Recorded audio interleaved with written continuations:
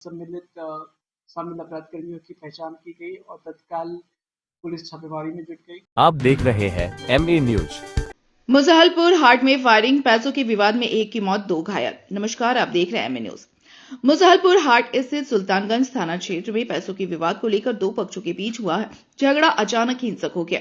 विवाद के दौरान फायरिंग की घटना हुई जिसमें 3 लोगों को गोली लग गई। घायलों को तुरंत अस्पताल पहुंचाया गया जहां इलाज के दौरान एक व्यक्ति की मौत हो गई जबकि 2 अन्य घायल उपचाराधीन हैं। सूचना मिलते ही पुलिस मौके पर पहुंची और स्थिति को नियंत्रित किया।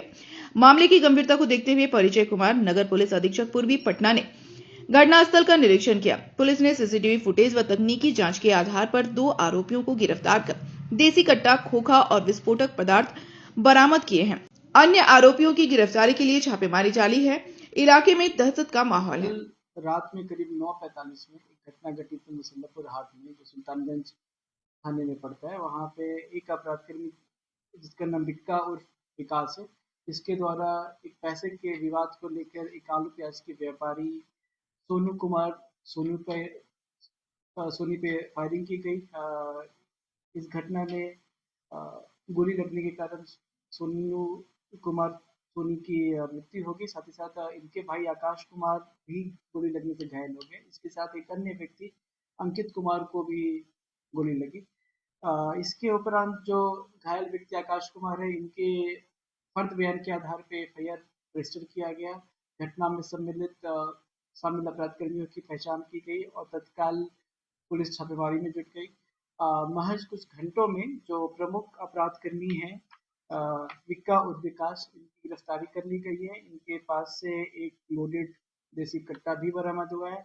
साथ में इनके एक सहयोगी सोनू कुमार जो एनआईटी मोड़ के रहने वाले हैं, उनको भी गिरफ्तार किया गया है। इसके साथ 3 अन्य अपराध कर्मियों की भी पहचान हुई है जिसकी गिरफ्तारी के लिए अभी हम छापेमारी कर रहे हैं।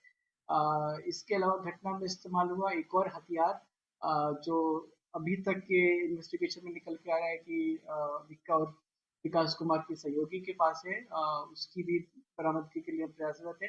घटनास्थल की जांच भी एफएसएल के द्वारा कराई गई थी। घटनास्थल से 10 खोखा बरामद हुए थे। साथ में कुछ विस्फोटक जैसा दिखने वाला, प्रतीत होने वाला सामग्री भी बरामद हुआ था। तो अतः ये इस पूरे मामले में विस्फोटक अधिनियम का भी को भी इंक्लूड किया गया है। इस तरीके से पटना पुलिस के द्वारा काफी कम समय में, महज कुछ घंटों में, इस कांड को उद्भेदित करते हुए प्रमुख अपराधी को गिरफ्तार किया। हत्या का कारण कुछ पैसे के विवाद को लेकर था। ये विक्का और विकास पहले से जो मृतक है उनको जानता था और इनका कुछ पैसे के लेन देन को लेकर विवाद था। ये कबाड़ी का काम किया करता था। इसी विवाद को लेकर बात बढ़ गई और उसके बाद ये घटना जी, ऐसा प्रतीत होता है कि वो जो सुतली बम जैसा कुछ इस्तेमाल हुआ है, कुछ ऐसा मेजर नहीं था जिससे कोई भारी क्षति पहुंचती, परंतु घटना को देखते हुए उपयुक्त सेक्शंस का समावेश किया गया है। 10 खोखा बरामद हुआ है तो 10 राउंड गोलियां कम से कम चली थी। गिरफ्तार अभियुक्त का कहीं आपराधिक इतिहास? जी, गिरफ्तार अभियुक्त का एक आपराधिक इतिहास है जहाँ पूर्व में मारपीट की घटना में पीर गौर थाना को जेल किया था। बाकी अन्य भी इसके आपराधिक इतिहास हो सकते हैं जिसके बारे में हम अपनी रिपोर्ट्स किसी गैंग से संबंध तो नहीं है, परंतु यह निकल कर आ रहा है कि ये रंगदारी वगैरह मांगने का भी काम किया करता था। इस बारे में भी और हम इस कांड में अभी तक 2 अभियुक्त गिरफ्तार हुए हैं और 3 और अभियुक्त की पहचान हुई है।